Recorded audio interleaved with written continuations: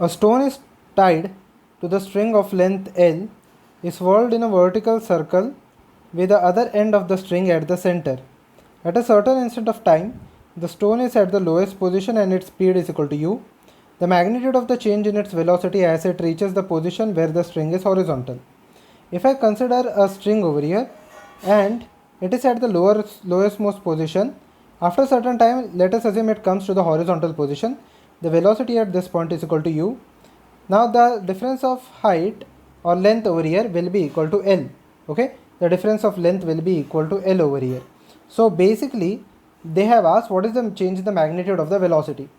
Now over here in this case, the velocity was in this direction. Whatever is the velocity was u in this direction, and when it reaches certain point, let it be equal to v in this direction, which is in the vertically upward direction. Okay, if it is rotating in the anti-clockwise motion. So basically, by law of conservation of energy over here, the kinetic energy at the bottom will be equal to the potential energy at the kinetic energy at point A will be equal to the potential energy at point B. So kinetic energy at point A will be equal to potential plus the kinetic energy at point B. So over here, let us see the kinetic energy at point A. The kinetic energy at the point A was equal to half m u square. Now the potential energy at point A, will be equal to mgl plus the kinetic energy at point B. Kinetic energy at the point B is equal to half mv square.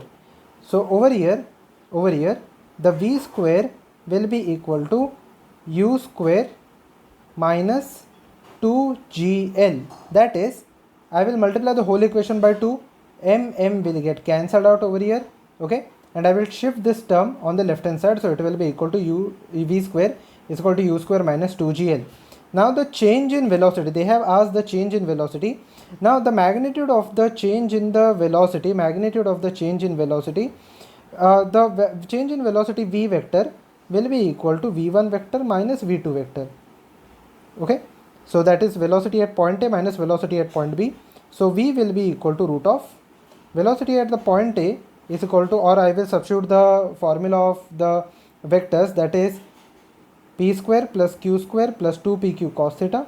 So basically the theta over here is equal to 90 degree, because if you see, the one is in the horizontal direction and the other one is in the vertical direction, so the angle between them will be equal to 90 degree. So simply it will be equal to p square plus q square. Now p square is equal to u square and q square will be equal to u square minus 2gl. Okay, u square minus 2gl. So this part will be equal to root of 2u square minus 2gl. So I can take 2 common, it will be u square minus gl, which is option number D.